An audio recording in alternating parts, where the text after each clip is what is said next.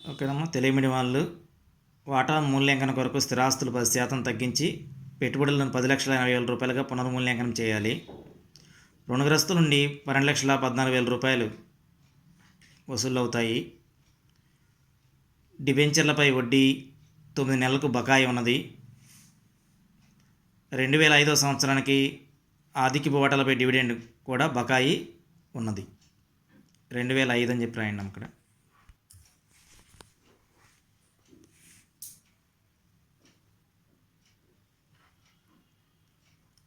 బకాయి ఉన్నది అని చెప్పేసి చెబుతున్నాడు. ఆదికి వాటాలపై డివిడెండ్ కూడా బకాయి ఉన్నది.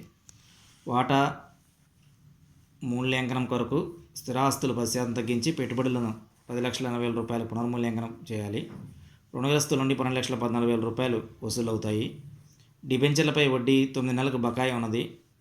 2005 సంవత్సరానికి ఆదికి వాటాలపై డివిడెండ్ కూడా బకాయి ఉన్నది అనేది సర్దుబాటు. అంతకుముందు వీడియోలో మీకు లెక్క చెప్పి ఉన్నాను. English medium Telugu medium both medium చెప్పాను. అది కట్ అయిపోవడం వల్ల మళ్ళీ దీంట్లో మీకు సర్దుబాటులో తెలుగు మీడియం వాళ్ళకి ఇక్కడ ఎక్స్ప్లెయిన్ చేస్తున్నాను. ఇది గమనించండి అమ్మా. ఓకేనమ్మా. లెక్క నేను వైట్ పేపర్ మీద చేస్తున్నాను. దాంట్లో మీరు గమనించండి.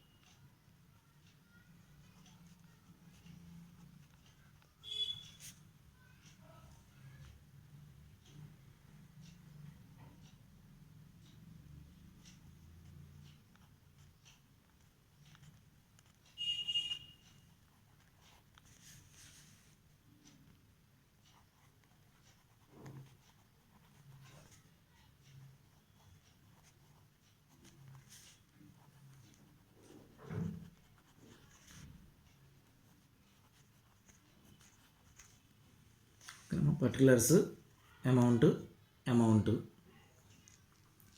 దీంట్లో మనం ఫస్ట్ ఏం తీసుకోవాలి? అసెట్స్. ఫస్ట్ మనం ఏం తీసుకుంటాం? అసెట్స్.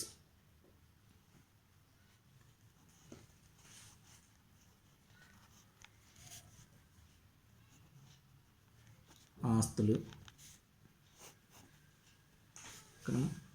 ఆస్తులు తీసుకునేటప్పుడు మీకు ఇచ్చిన లెక్కలో ఫస్ట్ మనకేమన్నాయి? ఫిక్స్డ్ అసెట్స్ ఉన్నాయి.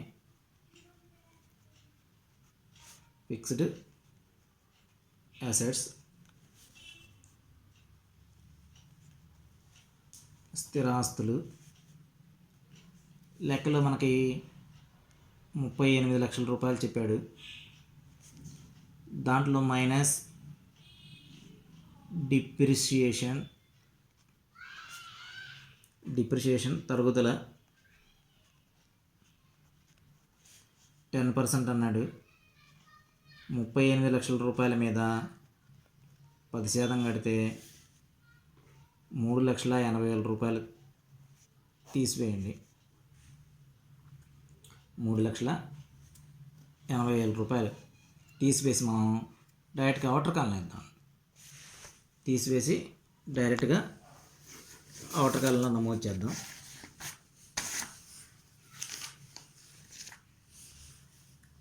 3,42,000, 34,20,000 వస్తుంది. 34,20,000 రూపాయలు. 34,20,000 రూపాయలు వస్తుంది. ఓకేనా. ఆ తదుపరి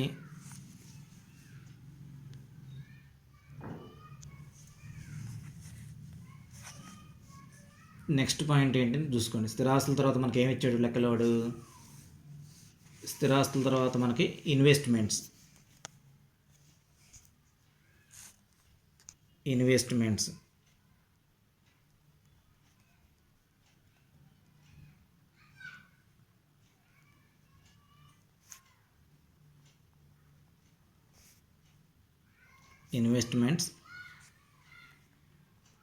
పెట్టుబడులు. ఇన్వెస్ట్మెంట్స్ అంటే పెట్టుబడులు. ఈ పెట్టుబడులు వచ్చేదానికి మనకి లెక్కలు ఎంత ఉన్నాయి? మనకి వాడు ఇచ్చిన లెక్కలో 10,25,000 అన్నాడు. 10,25,000 ఇచ్చాడు. కానీ మనకి సర్దుబాటులో 10,80,000 రూపాయలకి విలువ కట్టారట. సర్దుబాటులో మనకి 10,80,000 రూపాయలు అన్నా కాబట్టి సర్దుబాటులో ఉన్న అమౌంటే తీసుకోవాలి, అడ్జస్ట్మెంట్లో ఉన్న అమౌంట్. ఓకేనా. అందుకే మిమ్మల్ని లెక్క రాసుకుంటే లెక్క దగ్గర పెట్టుకుంటే మీకు సొల్యూషన్ ఈజీగా అవుతుంది. 10,80,000 రూపాయలు ఇన్వెస్ట్మెంట్ పెట్టుబడులు. ఆ తర్వాత వాడు మనకి ఇచ్చిన పాయింట్ ఏంటి? బ్యాలెన్స్ షీట్లో స్టాక్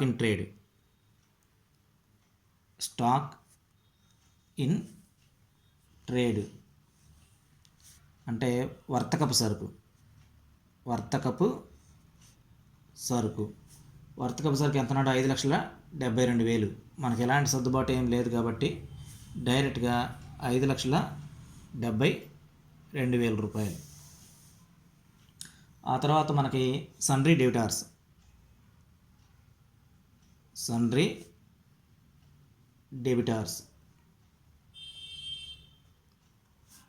వివిధ రుణగ్రస్తులు.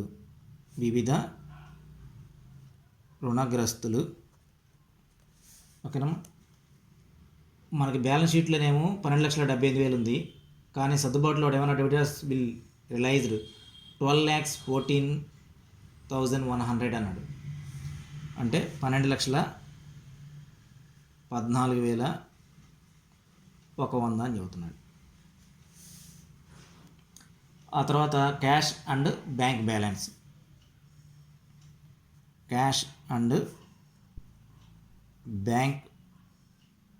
బ్యాలెన్స్ నగదు బ్యాంకు నిల్వ. దీని మీద కూడా సర్దుబాటు ఏం లేదు కాబట్టి డైరెక్ట్గా 2,25,000 రూపాయలు. ఇంకేమున్నాయి మనకి ఇటువైపు ఆస్తుల వైపు అంశాలు. ఆస్తుల వైపు మనకు సర్దుబాటులో కూడా ఏమి లేవు, ఇటు కూడా ఏమి లేవు కాబట్టి వీటి మొత్తాన్ని ఏం చేయాలి? మనం టోటల్ చేయాలి. ఈ మొత్తాన్ని టోటల్ చేస్తే 0, 0, థర్డ్ స్థానంలో 1, 9, 10, 11, 3,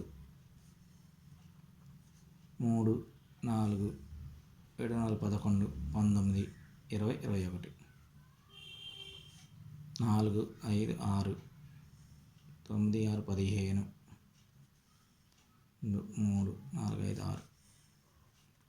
4, 5, 6, 65,11,100. 65,11,100. ఓకే.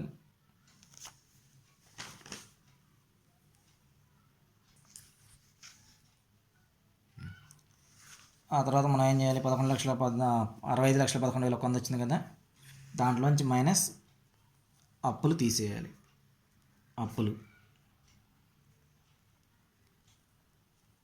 లయబిలిటీస్. మరి లయబిలిటీస్ వచ్చేసరికి మీకు ఇచ్చిన బ్యాలెన్స్ షీట్లో share capital, preference share capital ఉంది మనకి. ప్రిఫరెన్స్ షేర్ క్యాపిటల్ ఆదికి వాటా మూలధనం తీసేయాలిగా.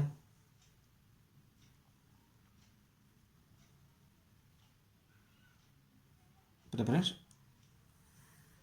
షేర్ క్యాపిటల్ ఆధిక్యపు వాటా మూలధనం. ఆదికి వాటా మూలధనం ఎంత అన్నాడు మనకు లెక్కలో?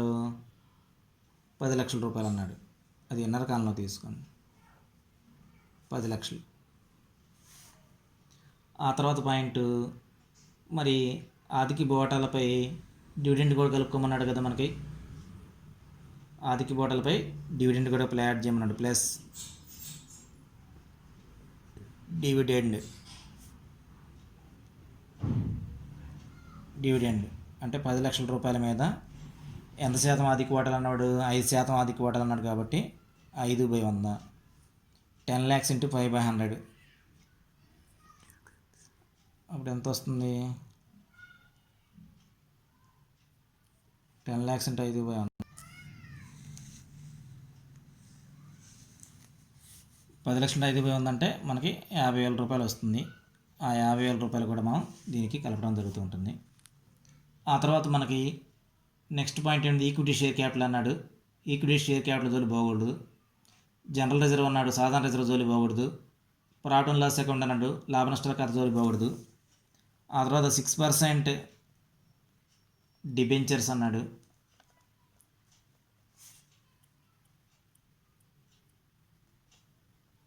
డిబెంచర్లు ఓకేనమ్మా. 6% డిబెంచర్లు ఎంత అన్నాడు? మనకి 8 లక్షల రూపాయలు చెప్పాడు. 6% డిబెంచర్స్ 8 లక్షలు చెప్పాడు. దాంట్లోంచి మైనస్ వాడు ఏం కలిపి 9 months డ్యూ అన్నాడు. Interest on debentures,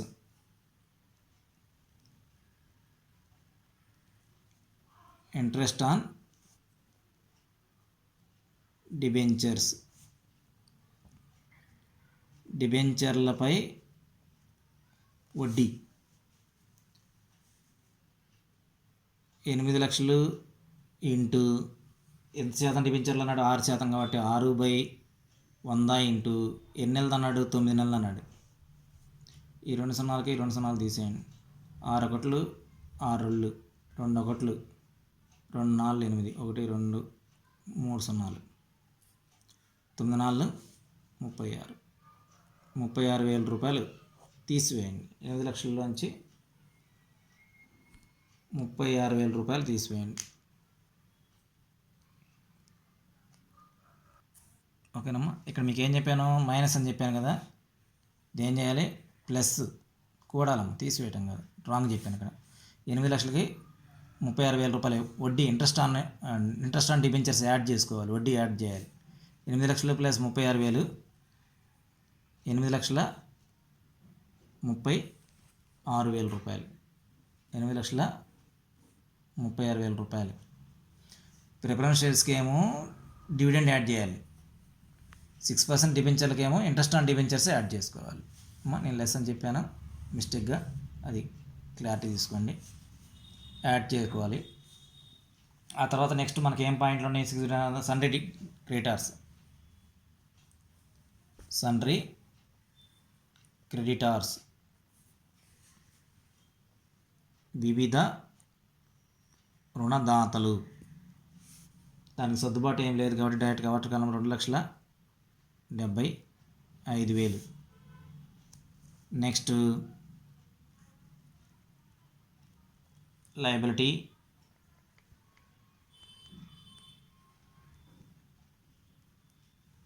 liabilities for expenses. ఓకేనమ్మా, లయబిలిటీ ఫర్ ఎక్స్పెన్సెస్.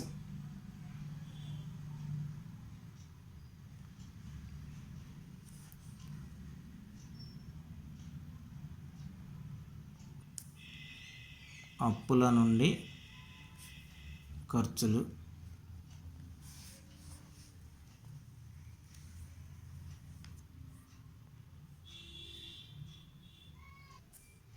అప్పు నుండి ఖర్చులు. వాడు ఎంత అన్నాడు? రేటు మన లెక్కలో 1,25,000 అన్నాడు. దానికి కూడా సర్దుబాటు ఏం లేదు, 1,25,000.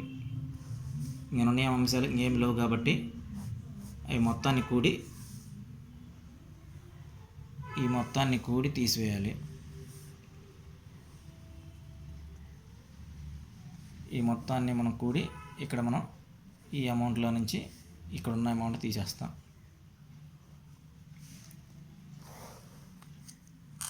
ఓకేనా, ముందు అమౌంట్ కూడదా.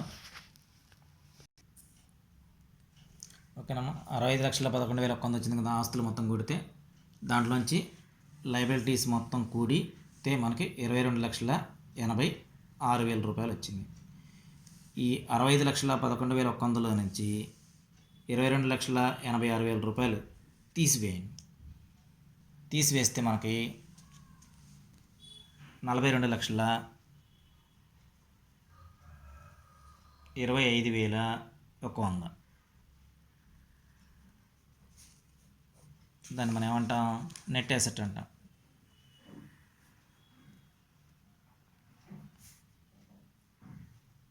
నికర ఆస్తులు అని అంటాం. నెక్స్ట్ మనకు వచ్చేసరికి వాల్యూ ఆఫ్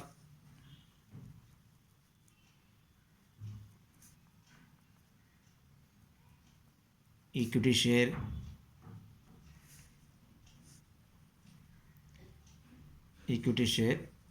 ఈక్వల్ టు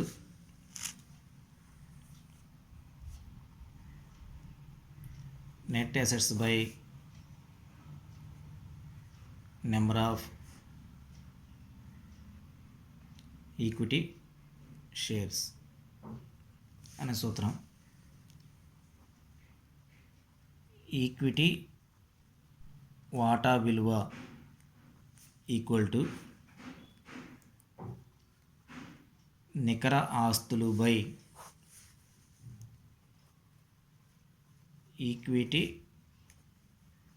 వాటాల సంఖ్య అనే సూత్రాన్ని ఉపయోగించాలి.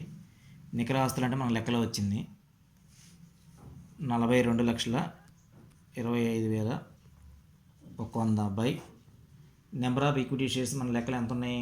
30,000 ఈక్విటీ వాటాలు అన్నాడు కాబట్టి ఎన్ని వాటాలు అన్నాడు? 30,000, 20,000, 2,00,000 ఈక్విటీ వాటాలు అన్నాడు.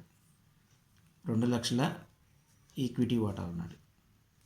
42,25,100 డివైడెడ్ బై 2,00,000 అని ఉపయోగించుకుంటే మనకి ఒక్కొక్క వాటా విలువ అనేది ఎంత అనేది మనకి రావడం జరుగుతుంది. దీన్ని డివైడ్ చేయాలి.